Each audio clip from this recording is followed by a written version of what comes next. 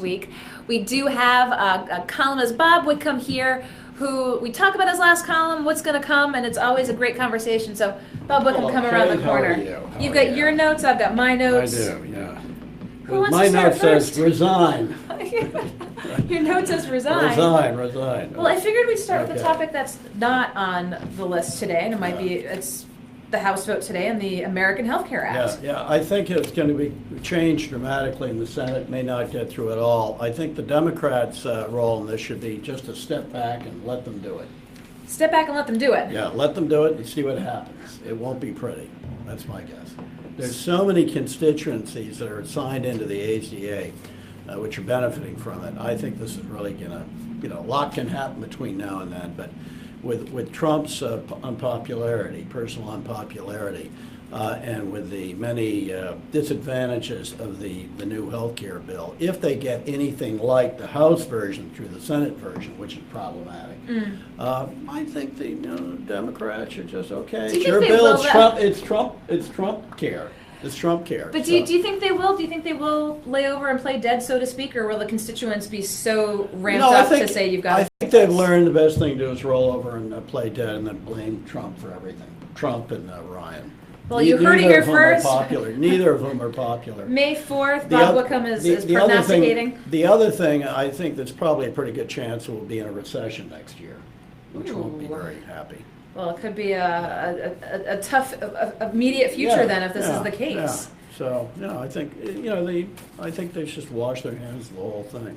Now, I will tell you one thing. We did receive, obviously, a number of communications following the passage of this on the House side.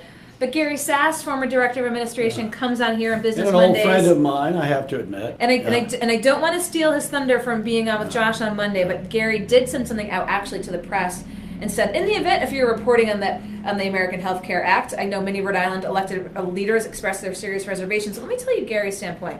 While recognizing the House version is not perfect and it will be amended by the Senate, it represents a number of improvements over Obamacare. Now this is Mr. Sass, a Republican, which should improve access to less costly patient-centered health care. For example, these include eliminating mandates, substituting tax credits for costly subsidies, lowering costs to encourage younger people to enroll, reforming Medicaid, and providing states with waivers while requiring that they help people with costly medical needs. I know this is going to happen. It's not going to help poorer people. A lot of people are going to lose their insurance. They won't be covered. That's what's going to happen. So sorry. If we had Gary in here again, there are some improvements in it. I mean, it's a big piece of legislation. It's not as thick as the ACA, which I have a copy of at my house. It's a doorstop, but this thick, 1,200 pages, something like that. And it's got some good things in it. I've seen a smattering, but overall, no, a lot of people are going to lose their coverage. They won't be afforded. This tax credit thing, by the way, it's great for people if they earn enough to get a tax credit. Mm-hmm. The trouble with the tax credit is you have to have some income. You see? That's the double-edged sword. The Republicans tend to like rich people, so they like tax credits. You got to have the income there to stay. Yeah, you got to have income. It's sort of part of the deal. So anyway. So you think that but there are little bits and pieces in there which I think are pretty good. But you think the president is sort of digging his own hole on this. Meanwhile, he's touting it as a big win. Of course, of course. So and it's all about him.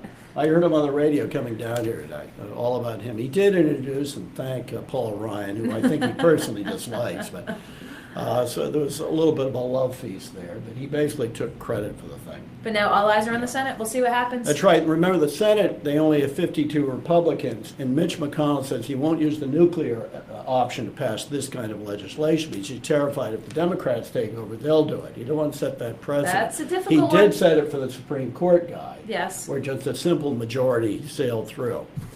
He could do it in this case. There's nothing to stop the majority party from doing that. I don't think he will, for fear it'll be used against them in the future. Got to be careful. That's indeed the case. They come and they go. That is true. 18 is going to be here before we know it. What the Republicans' biggest strength, the Democrats still have no particular coherence. They're still basically duking it out between the Wall Street crowd, the Hillary Clinton crowd, and the Bernie Sanders, Elizabeth Warren crowd. And none of these people are particularly attractive candidates. They need somebody from outer space, somebody you've never heard of, or maybe someone like Kristen Gillibrand, the senator from New York, who's a member of the NRA. She long time represented a large part of rural New York, and she's pretty good at talking to the, kind of the Trump-style voters. Very interesting. So And you she's expect her quite to be eloquent. a rising star. She is a rising star. She's tough as nails. She's a tough customer. She's quite smart. I think she was a Chinese major in college. And, she's got the sort of Trumpian connections, so who knows? Keep an Maybe eye on she's it, yeah. keep an eye on her. Yeah, So yeah. I've got my notes, you've got your notes. Yeah. Let's compare notes. What would you like to Okay. talk about? Well, one thing, congratulations to Central Falls. Their bond rating is going up, and it looks like they'll be totally out of their bankruptcy proceedings very soon. And I think things are looking up there in another way, which it looks very likely, very likely, there'll be a train station serving Pawtucket and Central Falls, which will be a huge boon for Pawtucket and Central Falls by making it more accessible to, say, to people from the greater Boston can't afford to live up there. They maybe live in one of those old buildings in Central Falls. It's going to bring more people in. And they can walk to take a bike from the train station. Connected to that is the infamous or famous or soon to be or maybe never will be baseball stadium in Pawtucket. If they can work out a plausible public-private partnership on that for the park and the stadium, that of course would help Central Falls too. But this gets to my main point, which is once Central Falls gets out of the bankruptcy, it should merge with Pawtucket. It's ridiculous it should be a city. I've said this about Rhode Island, as you know many times. Why is there a Rhode Island? It needs economies of scale. It needs efficiency of scale. It should merge with Pawtucket. It's too absurdly tiny. It is tiny. What, 1 square mile? 1 square mile, yeah. Central And Falls.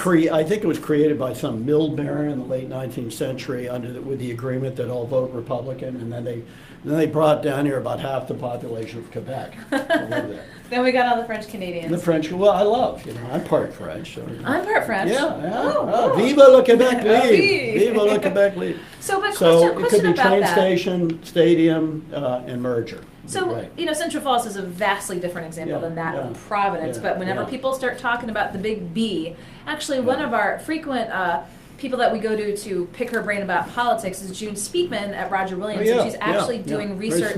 Very smart. She's doing yeah. research actually on Central Falls and specifically their bankruptcy, the emergence from Yeah, bankruptcy. yeah.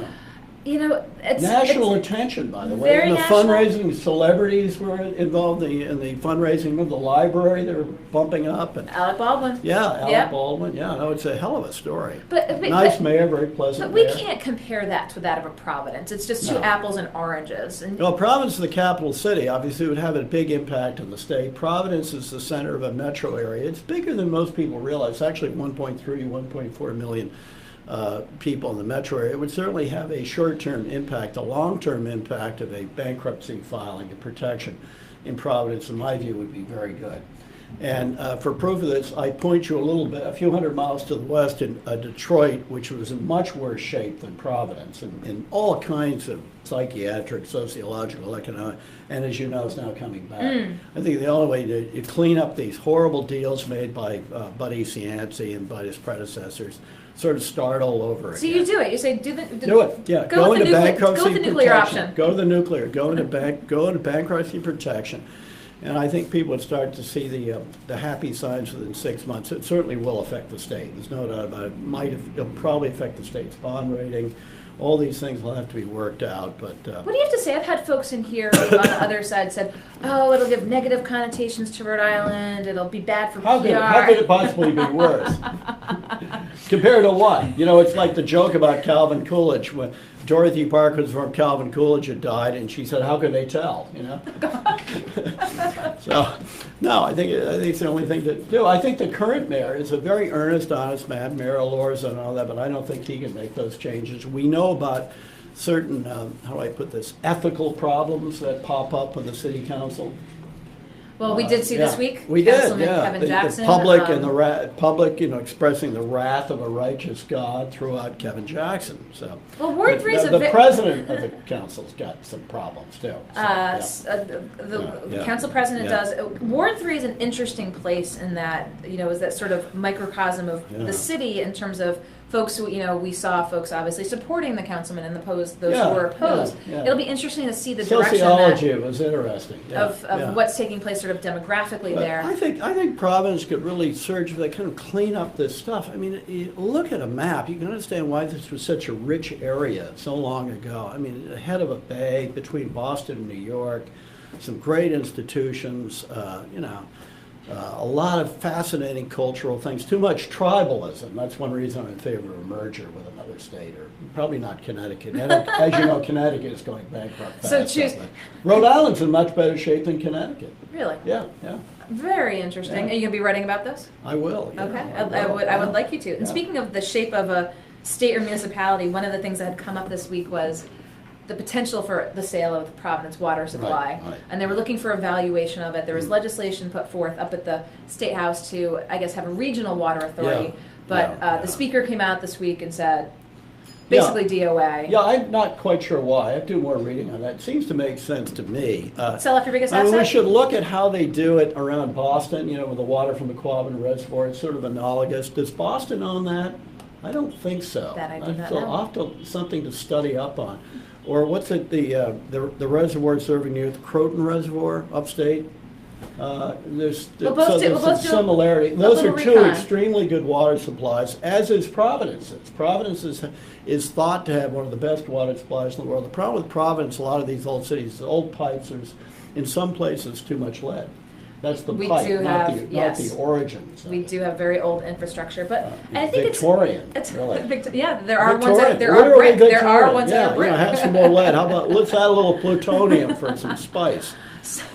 So, but people have had very visceral reactions to this, saying, don't sell off the city's biggest asset Yeah. when you have a pension obligation system. If you're not addressing that, We don't should sell off the combine asset. it with a bankruptcy thing. Just clean up, streamline city government, redo the contracts, get rid of the, owning the Situate Reservoir, clean it up, simplify.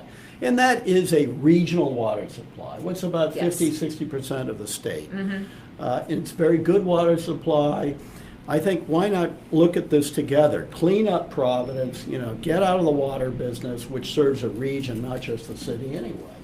So, I mean, Well, we'll be but keeping- I don't think this is going to happen anytime soon, though, for some reason. Well, the water supplies, I definitely not at the assembly this year. I think the bankruptcy thing could happen if we, in fact, go into a recession next year. And I think there's as I said, a pretty good chance for it to go into a recession. Well, don't you anticipate this potentially? Market's grossly overpriced, in my view. Don't you see this as being a potential campaign issue in 2018? Yeah, Do you think we'll yeah. see more of this Yeah. discussed and debated? Yeah. We're kind of in cycle. Haven't Yeah. really, heard too much yet, but I think it'll be interesting Yeah. to see what folks bring to the table. Yeah. If the mayor runs again, he's been against bankruptcy, Yeah, but if yeah. someone comes and says they're really for it, could make for a very interesting Well, 2018. the people in favor of it certainly have Detroit and a few other places to look. It isn't simple.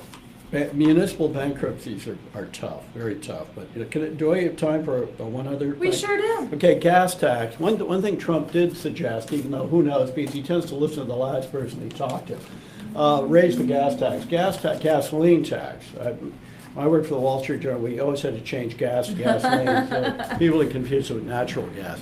The gasoline tax and diesel tax should be raised to pay for infrastructure.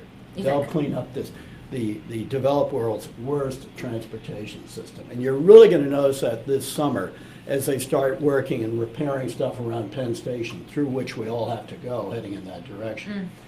And I think the responsible thing to do is use the gasoline money, obviously, to help fix the roads, the bridges, and so on, but allocate more of it than, far more of it than federal revenues have been allocated in the past to mass transit, which will speak to the changing demographic. Older people, they don't drive as much, and the younger people don't drive as much. It used to be when you turned 16, you got a license, you steal a car so you could drive around. So your Now they thing is, aren't if that you're interested. the one who's actually Yeah, it's putting the Uber, wear and tear yeah, on the roads, yeah, and be yeah, responsible for it. User, right, yeah, user. So So if I put- Americans want better infrastructure and lower taxes. I mean, it's. You want all the pies in the sky. Yeah, don't we all? Yeah, So, yeah. so what do you think the chances of that happening are? I think something like that will happen. I think in the fullness of time, maybe even the Republicans, as much as they hate taxes of any kind, I think there's a chance there will be something like that even this year, because one of the most popular things Trump said, I'm going to clean up the infrastructure. This is third world, it's embarrassing. And I think he really is going to push that. Also, he likes physical things. He likes building things. Walls in Mexico. hotels, highly leveraged casinos, all this stuff. So this fits in well. And Well, he's a New Yorker, so he's looking at all this decayed stuff all the time. So what can we expect from your column this coming weekend? Oh Bob? boy! Well, Oh, boy. I'm going to talk about those things. I want to talk about briefly about plastic bags. I thought that was over-regulating stuff. I now think that plastic bags, the sale of them should be banned. They are toxic. They killed an enormous number of animals, creatures, mostly in the water, from ducks to sea turtles and so on. They're ruining large parts of the ocean. They have to be banned until DuPont or one of the other big chemical companies comes up with a very, very fast degradable and non-toxic version of a plastic bag.